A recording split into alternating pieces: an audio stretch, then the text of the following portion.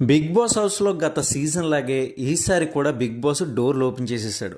అయితే మనం అది ప్రోమోలో కూడా చూసాము. ఇకపోతే చాలామంది హౌస్ మేట్స్ గేమ్లో భాగంగా గేమ్లో ఉన్న రూల్స్ని వాళ్ళు అయితే తీసుకోలేకపోతున్నారు. మరి అదే విధంగా టాస్క్లా చూడకుండా కొన్ని సందర్భాల్లో హౌస్ మేట్స్ అంతా కూడా పర్సనల్గా బాధపడుతున్నారు అనమాట. మరి అదేవిధంగా తను చెప్పేది నాకు గేమ్ పరంగా చెప్పున్న బాగును, పర్సనల్గా కనెక్ట్ అయినట్లుగా అనిపించిందని చెప్పి సోనియా బాధపడడం.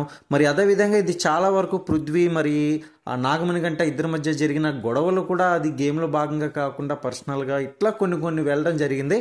బట్ కానీ అది కూడా గేమ్లో భాగమే అని చెప్పేసి కొంతమంది అభిప్రాయపడుతున్నారు. ముఖ్యంగా గేమ్లో టాస్క్లో భాగంగా కొన్ని రూల్స్ అయితే బిగ్ బాస్ ఎప్పుడు కూడా ఇస్తారో ఆ రూల్స్ కనుక మనం అధిగమనిస్తే అది ఇదేం రూల్స్, వేస్ట్ రూల్స్ ఇట్లాంటివి కనుక హౌస్ మేట్స్ అంటే డెఫినెట్గా దాన్ని పరిగణనలోకి తీసుకొని అందరినీ కూడా నించోబెట్టి ఆలోచింపజేస్తాడనమాట బిగ్ బాస్. మరి ఈసారి కూడా అదే జరిగింది. డోర్లన్నీ కూడా ఓపెన్ చేసి ఎవరికైనా రూల్స్ అనేది మా బిగ్ బాస్ రూల్సే మాత్రమే చెల్లుబాటు అయితే అవుతుంది, ఎవరికైనా నచ్చకపోయినా బిగ్ బాస్ కంటే ఏదైనా బయట ఎక్కువగా ఉన్నా బయటకు వెళ్ళిపోవచ్చు అని చెప్పేసి డోర్లు అయితే ఓపెన్ చేయడం మనం చూసాం.